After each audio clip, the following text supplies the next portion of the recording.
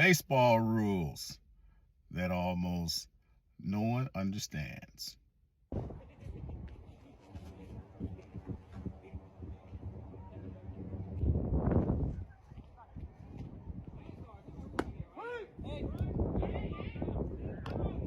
Okay, so you have a pitcher in the windup, so we'll assume that nobody's on base.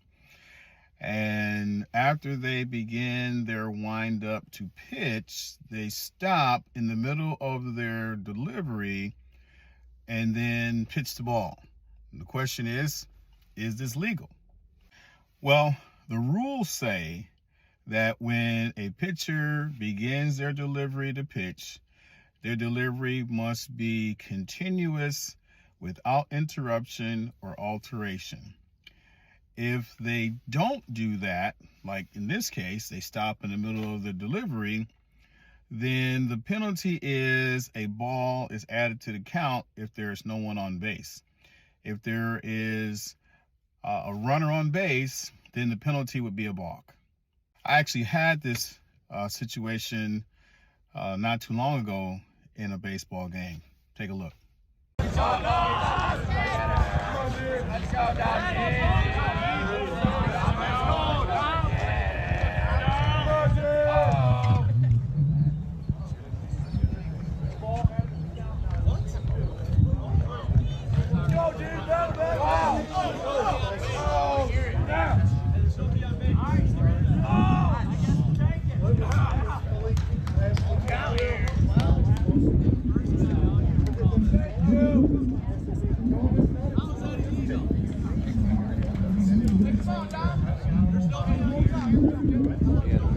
the coach came out and wanted to tell me that this was legal, and he spoke to another referee, another umpire, and confirmed it. And I said, nope, sorry, this is not legal in high school.